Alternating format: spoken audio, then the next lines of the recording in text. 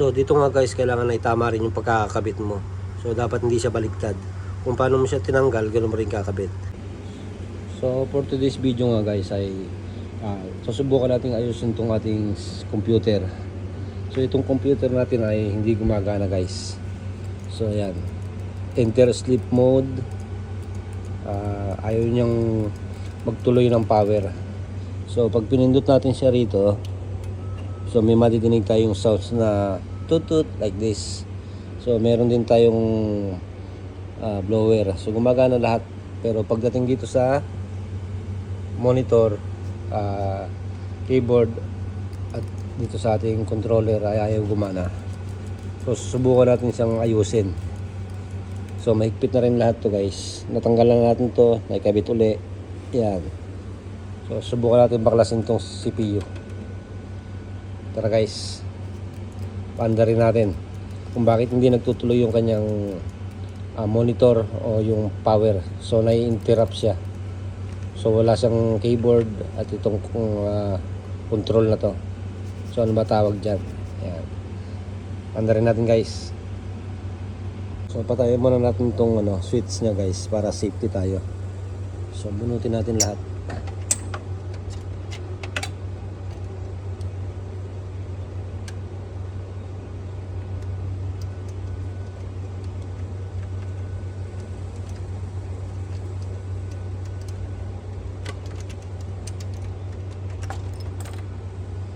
Dito nga guys ay alisin lang natin itong mga lock nya para tanggalin itong mga siding. Susubukan natin i-troubleshooting itong ating CPU. So sa simpleng paraan lang na ating kaalaman. So hindi naman po talaga tayo electronics. Susubukan lang natin yung mga tips na napanood natin sa mga content. Ayan. Tanggalin lang natin ito guys. So ito na nga guys, ay nabuksan na natin itong CPU natin. So para sure na wala talaga siyang natitirang kuryente sa loob, ay on and off mo lang to guys. Yan. Tapos yung mga switch ay pindot-pindutin lang natin itong mga switch dito para ma-release yung kanya mga natitirang kuryente. So ito yung ating lilinisin guys. Subukan nating i-unplug yung mga kanyang mga saksakan. Kasi gumagana naman tong blower guys. Pero dito sa loob, may blower din siya rito sa ilalim. So hindi siya gumagana. So dapat gumana rin siya. Subukan natin itong bunutin at isaksak. Unplug natin tsaka i-plug. At tsaka ito nga pala guys. Ito. Bunutin natin to. Pwede natin ilipat sa pangalawa tsaka sa una. Or pagpalitin at lilinisin natin. So tara, buksan natin.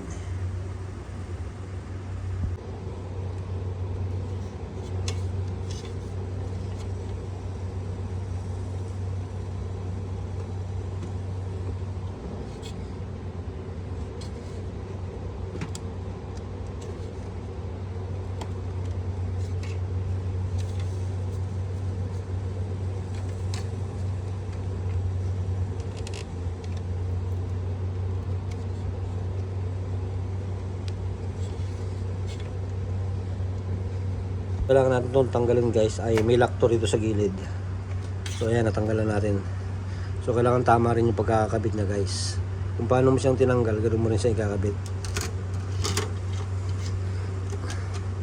So ito sa gilid, meron siyang lock dito. Ibaba mo lang siya, press down. Ayan.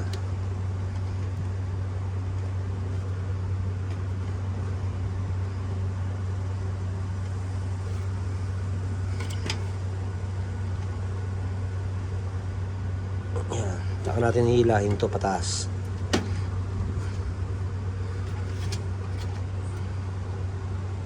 So ito na guys yung tinanggal natin. Ayan. So ito na siya ngayon guys. Kailangan hindi siya magkapalit. Ito yung nasa unahan, itong 15, tapos itong 16 sa pangalawa. So susubukan natin na ikabit uli siya. Pag ayaw niya, ay susubukan natin pagpalitin.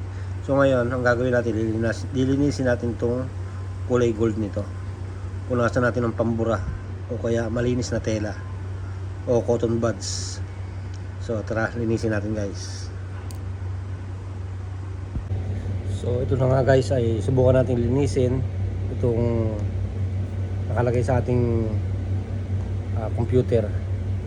So gamit itong pambura, kakaskasin lang natin itong gold. Yan, yung kulay gold na yan. Magkabila at pagkatapos ay lilinisin natin. So ganyan lang guys.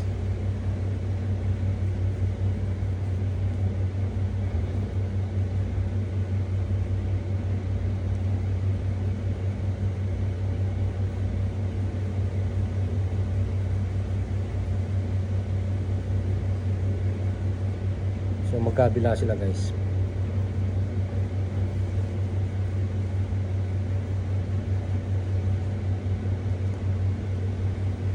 So ganun din tong isa. Kailangan sila parehas.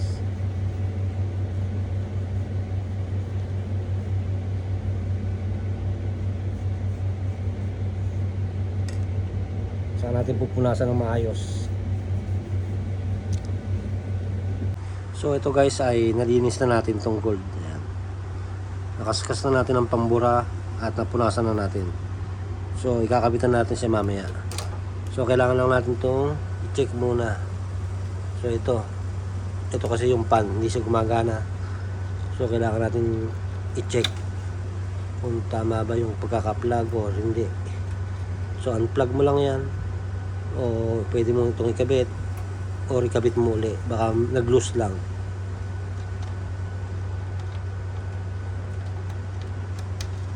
So ayan guys, so check mo lang din yung mga connection, baka may maluwag or nag-unplug siya.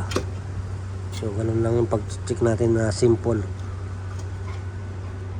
Baka may maluwag na mga plug kaya ayaw niya magtuloy ng power.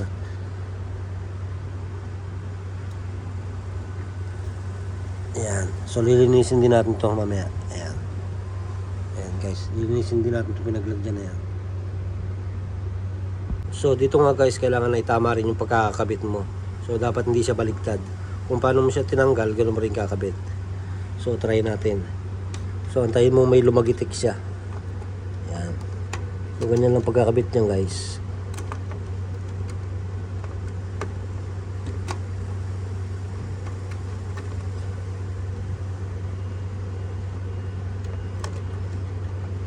So hindi ko muna makuha na ng video kasi may hawak natin yung cellphone. So ikakabit natin muna guys. Kailangan tama rin yung pagkakabit niya at pagkakasunod. So pag ayaw gumana, pwede mo siyang ilipat doon sa kabila. So apat naman yung saksakan yan. So hindi ko alam kung anong tawag dyan. Ayun na ho, bahala guys. So ayan guys, nakikabit na natin itong ating dito sa dalawa kasi apat na saksakan yan. So subukan natin dito sa original niya na dalawa. Ayan. Andarin muna natin. So yun guys, kinakabit na natin siya. Subukan natin paandarin ulit.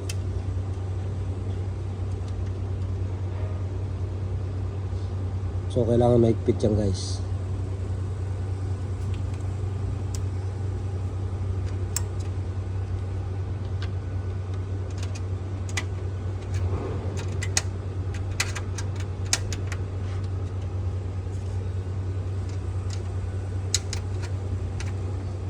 Try natin kung maandar siya.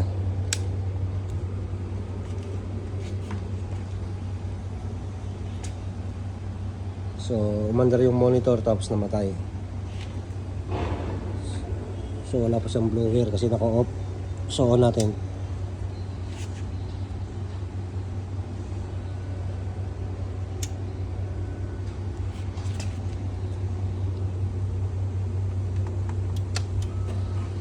So ayan guys, gumana na yung blower sa taas kasi gumagana naman talaga siya. Tapos may sounds tayo narinig. So yung blower sa ilalim ay parang gumagana na rin. So ang susunod natin gawin ay galawin natin itong mouse.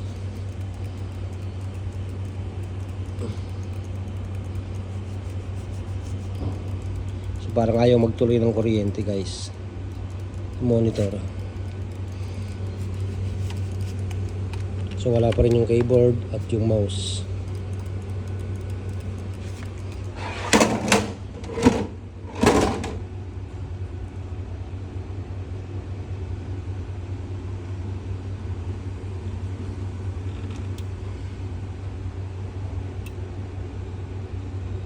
So gumagana naman na yung mga blower niya.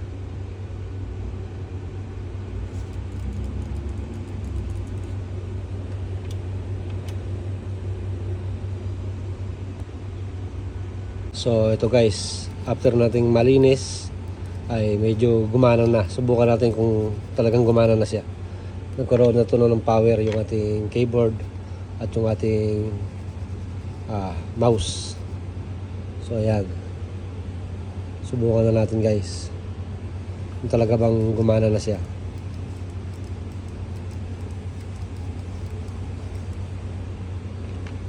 Ayan, umandar na yung monitor natin guys. Ibig sabihin nagdiretso na yung power niya. Ayan. So medyo namamatay pa siya.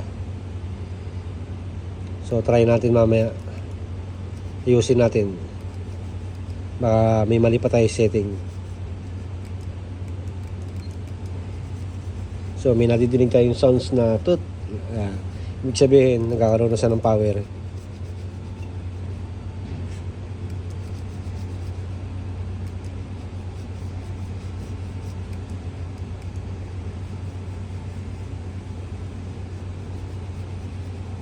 So ayan guys, gumana na.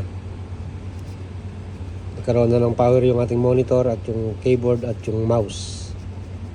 So nilinis lang natin yon. So kanina ayaw gumana. Nung nilinis natin, pinagpalit-palit natin. Tapos ibinalik uli natin sa dati. Saka pa lang siya gumana uli.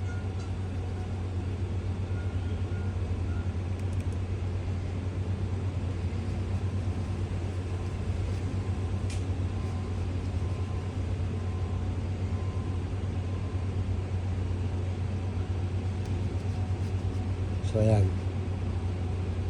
So medyo mahina yung wifi natin, kaya mahina yung connection. So ayan guys, gumana na yung ating computer. So pagkatapos natin siyang malinis ng todo at pinagpalit-palit, tapos binalik natin, ayaw gumana, binalik uli natin sa dati. So gumana na siya ngayon guys. So medyo mahina lang yung connection natin ng wifi. Ayan.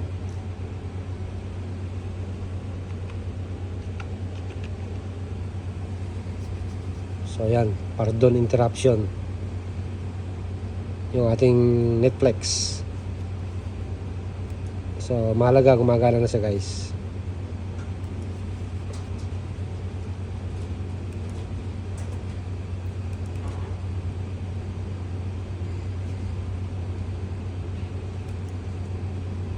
So ayan guys, ay gumagana na yung ating computer. So gumana na rin tong keyboard tsaka yung mouse natin. So pagkatapos nating linisin dito sa loob, at ayun na, napagana natin. Pero kanina ayaw niyang umandar. So pinagpalit-palit natin siya ng pwesto. Tapos ayaw pa rin. Tapos ibinalik natin sa pwesto niya dati. So ayun, gumana na sa guys. So yun lang po yung mga konting tips na may bibigay natin. Pag ayaw gumana ng ating keyboard at mouse, ayaw magtuloy ng mga kuryente niya, ibig sabihin. So maaring marumi na yon, kailangan na siyang kaskasin. So okay na guys, manood na tayo.